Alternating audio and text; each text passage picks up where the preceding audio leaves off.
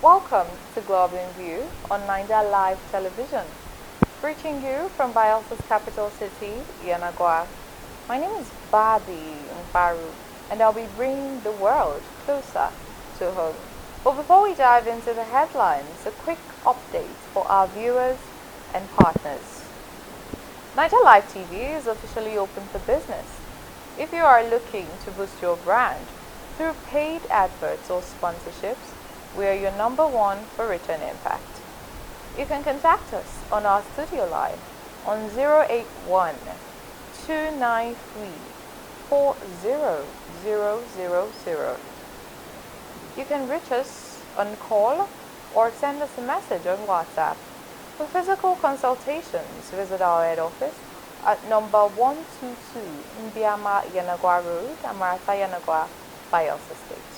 And don't forget to follow us on Facebook, Instagram, TikTok, YouTube, and X at Niger Live TV, or visit our website on www.nigerlivetv.com. Now the headlines. Governor Diri commends unity, backs Tinubu Delta Governor re-election lead. Nigeria Hydrological Services Agency warns high risk of flood in 2026. Lagos updates social register to expand support for vulnerable residents.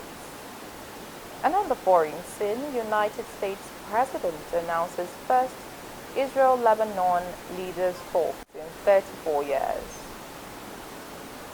In the news, Bielsa State Governor, His Excellency Senator Doye Diri, has commended the unity of Ijaw people in Delta State, describing it as essential for the progress and development of the ethnic group.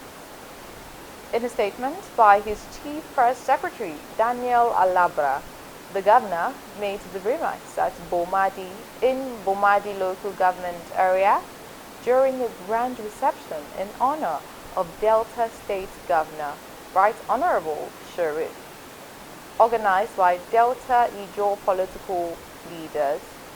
Governor Diri said the unity of the Ijaw people would make it easier for them to be heard and taken seriously while assuring them of his support. He also hailed the performance of Governor Sharif, noting that his developmental strides in Ijaw communities and across the state justify the need for his re-election. Bielsa State Governor further stressed the need for the Niger Delta leaders to prioritize service over personal interest and disclose plans to explore collaborations with his Delta State counterpart on bridge projects linking Ijaw communities in both states. In his remarks, Governor Sharif thanked the Ijaw people for honoring him, describing the reception as a homecoming and acknowledging their support over the years. He said over 400 billion naira has been spent on developing Ijaw communities and pledged to sustain the momentum through more infrastructure and appointments. Other speakers, including Chairman of the Organizing Committee, Honorable Fonkekeme Solomon, and former Minister of Police Affairs, Alawe Broderick Bozimo, described the event as a show of appreciation for the governor's performance. Also speaking, Speaker of the Delta State House of Assembly, Right Honorable Emomotimi Gowo, and President of the Ijaw National Congress, Professor Benjamin Okaba, commended Governor Sharif's leadership and reaffirmed support for both him and President Bola Ahmed Tinubu. The high point of the event was the endorsement of Governor Sharif and President Tinubu for a second term by Ijaw political leaders, with the motion moved by Honorable Julius Pandey, seconded by Honorable Kenneth Oboro and adopted by voice votes. Governor Sharif was also conferred with the traditional title as Izon Ebimiewe of Delta State. The Nigeria Hydrological Services Agency has warned that 14,118 communities across 266 local government areas in 33 states and the Federal Capital Territory fall within high risk of flood ahead of the 2026 rainy day season. The Minister of Water Resources and Sanitation, Professor Joseph Utsuzev, disclosed this during the presentation of the 2026 Annual Flood Outlook in Abuja. The report, Team Smart Water Resources Management, Moving from Oil to Water-Based Economy, identified several high-risk states, including Abia State, Adamawa, Anambra, Bauchi, Bayelsa, Benue, Borno, Cross River, Delta, Ebonyi, Edo, Enugu, Gombe, Imo, Jigawa, Kaduna, Kano, Kebbi, Kogi, Kwara, Lagos, Nasarawa, Niger, Ogun, Ondo, Osun, Oyo, Plateau, Rivers, Sokoto, Taraba, Yobe, Zamfara, and the Federal Capital Territory. The minister further revealed that 15,597 communities in 405 local government areas across 35 states fall under moderate flood risk, with Ekiti identified as the only state not affected in that category. In addition, 923 communities in 77 local government areas across 24 states are projected to experience minimal flooding. The Senate has directed the management of the Nigerian National Petroleum Company Limited to appear before its Committee on Public Accounts on April 29 to account for an alleged 210 trillion naira flagged in audit reports spanning 2017 and 2023. The committee also ordered the Group Chief Executive Officer, Bayo Ojulare, to appear alongside the immediate past GCEO, Mele Kiare, former Chief Financial Officer, Umar Adia Bala Wunti, as well as the company's external auditors, stressing that their attendance must be unfailing. The resolution followed a motion moved by Senator Osita Izunaso and seconded by Senator Adam Soshomole.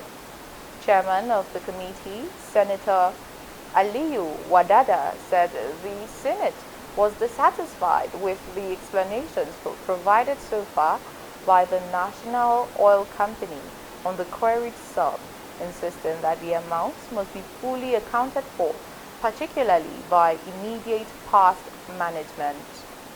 He added that responses given by the company to 19 audit queries were inadequate and failed to meet public expectations for transparency and accountability. The Lagos State government has intensified efforts to strengthen its social protection framework with a renewed drive to update the state's single social register. In a statement published on the government's official Facebook page, notes that the initiative, led by the Ministry of Economic Planning and Budget, was the focus of a strategic engagement with community-based targeting teams, local government coordinators, and field enumerators across the 57 local government areas and local council development areas in the state. The meeting, themed Closing the Gap, Accelerating Lagos State Single Social Register Update, was held at the Radio Lagos Multipurpose Hall in Agidingbe, Ikeja. Officials said the exercise is aimed at improving the accuracy and coverage of the register, which serves as a tool for planning and delivering targeted social interventions, including financial support, health, and education services.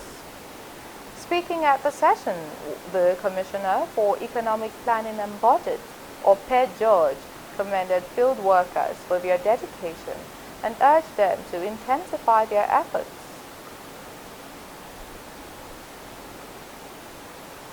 Turning to the international news, Russia has launched a wave of drone and missile attacks across Ukraine, killing at least 3 people, according to Ukrainian officials. A statement by Kyiv Mayor Vitaly Klitschko said the 12-year-old boy was among 2 victims in the capital, adding that at least 18 people were injured.